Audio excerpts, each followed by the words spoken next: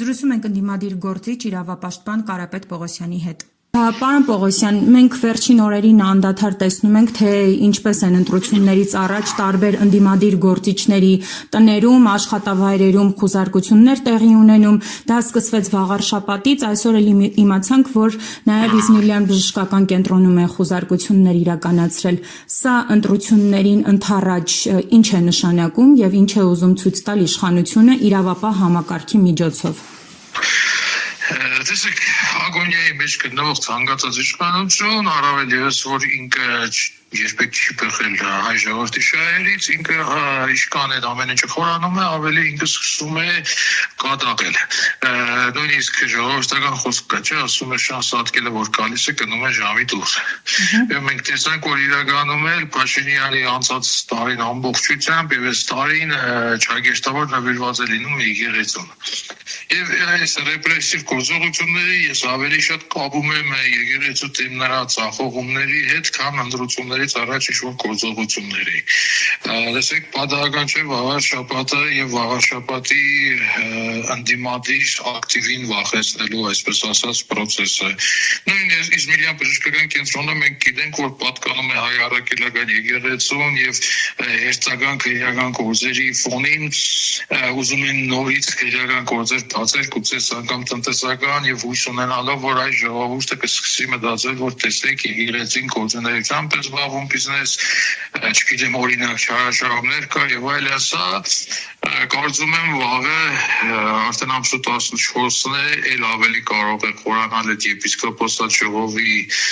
ընտառաջ, նաեւ եպիսկոպոսատ ժողովի ընթացքում ինքը ամեն ինչ անում է, որպեսզի կարողանա նաեւ այդ եպիսկոպոսատ ժողովը տավալել, բայց Փառք Աստծո, մեր վերապար հայրապետը շատ անսասան է։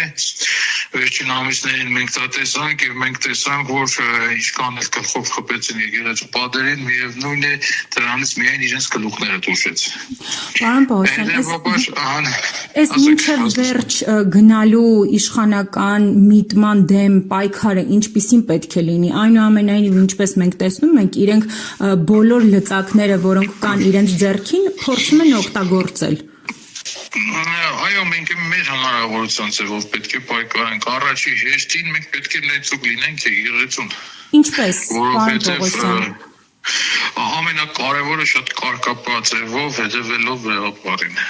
հետևելով վեհապարի խոսքին, հետևելով նրա գործողություններին, որովհետև այս պարագայում ցանկացած գործողություն մեր կողմից, որը համաձայնեցված չի լինի վեհապարի հետ, կբխի Փաշինյանի շահերից։ Հետևաբար այս դեպքում գուցե մի քիչ պաթետիկ չի, բայց աղոթելով, եկեղեցի հաջախելով, պատարակներին, մեր քահանաներին ներծուկ լինելով։ Մյուս տարբերակով բնականաբար մենք պետք է հետևենք եւ ճիշտ հարմար պահին կկարողանանք հակահարվածները հասցնել, որովհետեւ մենք չունենք ոստիկանություն, մենք չունենք ԱԱԾ, մենք չունենք զորքեր, մենք ունենք միայն զդայրուն քրիստոնյա հայեր, որոնք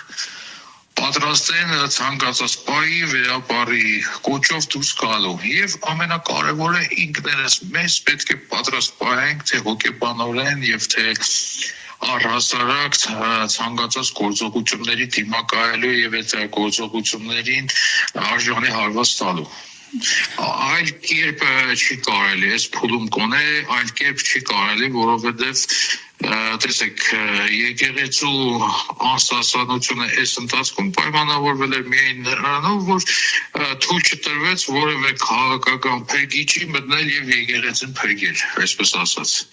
Այ հենց այդ փրկիչները խառնվեին, մենք հաստատ այս պահին եկեղեցին կորցրած կլինենք։ Հետևաբար նորից եմ կրկնում, պետք է հետևել վեհապարին եւ պետք է պատրաստ լինել վեհապարի կոչով անելու այն, ինչը ինքը կպահանջի։ Պարոն Պողոսյան, այնուամենայնիվ սա չի կարելի նաև դիտարկել այն տեսանկյունից, որ դիմացը ընտրություններ են եւ ընդդիմադիր ուժերն էլ արդեն ընտրություններին ներկայացնելու հայտ են ներկայացնում, որ այնուամենայնիվ ամբողջ գործիքը մեր ձեռքին է եւ ինչ ուզենք, այն էլ կանենք ձեզ լրացնելու համար։ այդ մասով ինքը այսպես չի, որ առաջի անգամ պետք է ուժի ցուցադրում անի, մենք 21 թվականից սկսած, մասնավորապես 21 թվականի դիմադրություններից սկսած, մենք տեսել ենք անընդհատ իշխանությունների ուժի ցուցադրում, մենք տեսել ենք ընդրված քաղաքապետերից կալանավորում, այսինքն սա որևէ քաղաքական ուժի համար նորություն չի, եւ գնալով այդ ճնշումները էլ ավելի են ուժեղանալու եւ առհասարակ մենք դեկտեմբերին երբ որ միասին ամփոփում էինք տարին, եթե հիշում եք, ես այն ժամանակ էլ ասացի, որ 2026 թվականին ինչ բնույթով շատ ծանր տարի է լինելու, ռեպրեսիաները հասնելու են իրենց գագաթնակետին եւ Նիկոլ Փաշինյանից ամեն ինչ պետք է սպասել եւ պետք է պատրաստ լինել ամեն ինչի հետ դիմակայել։ Այդ մարդը բացարձակապես ոչ մի կարմիր կից, ոչ մի սրբություն ինքը չունի։ Ինքը շարժվում է միայն իր տերերի Ալիևի եւ Էրդողանի ցուցումներով։ Հետևաբար սա բոլորս պետք է գիտակցենք, որ շատ ծանր մարդ է, որովհետեւ մենք կռիվ ենք տալիս ոչ թե ինչ-որ քաղաքական խմբակիտ է, մենք կռիվ ենք տալիս մեր երկու հարևան թուրքալեզու, թուրքական տագում ունեցող մամեդականների դեմ։ Շնորհակալ եմ մեկնաբանության համար։